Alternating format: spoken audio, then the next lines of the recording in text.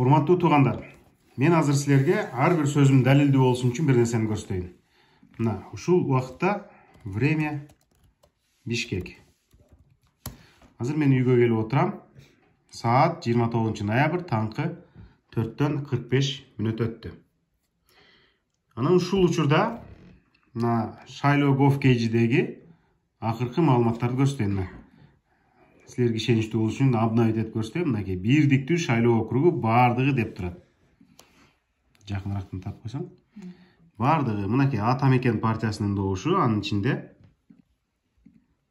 Али Токтокуновго эсептелген добуш. Мен толук аты жөнүм Токтокунов Мухаммедали Нурмаматовичтин добушу 2621 деп көрсөтүлгөн. Муну менен мен сиздерге менин добушум ушул мүнөттөрдө дагы уурдалып атканын айткым келет.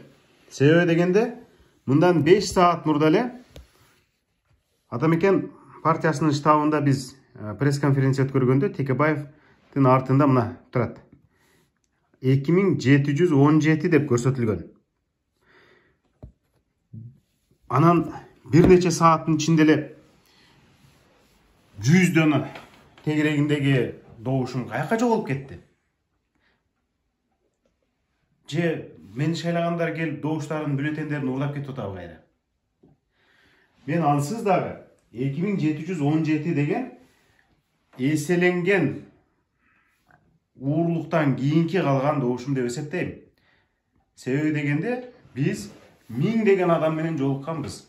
1000 деген адам өзүнүн баасын берген. Андан тышкары биз 20 000ге жакын WhatsApp номердин чалууларын кабыл алып, аларга жооп берип, алардын басымдуусу дегени 50%дан көбү бизге нак добуш берерин билдирген. 100дөгөн адам үй бүлөбүз менен добуш бердик деп жазган.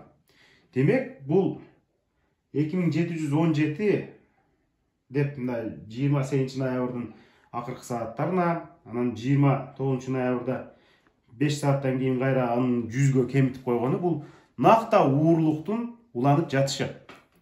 Демек, мен бул шайлоону тааныбайм. Бул шайлоо эң ыплас шайлоолордун бири болду. Президент Садыр Жапаров калп айтты. Президент Садыр Жапаров жана анын бийлиги элдин добушун, элдин ишеничин уурдады. Эл колдогон эр азаматтарды басынтам деп ойлойт. Бирок бул тилеги таш кабат. Бийликтин запкысын жеп жүргөн адам катары муну Садыр Жапаров жакшы билиши керек. Жана мындайды болтурбай алдын алышы керек болчу.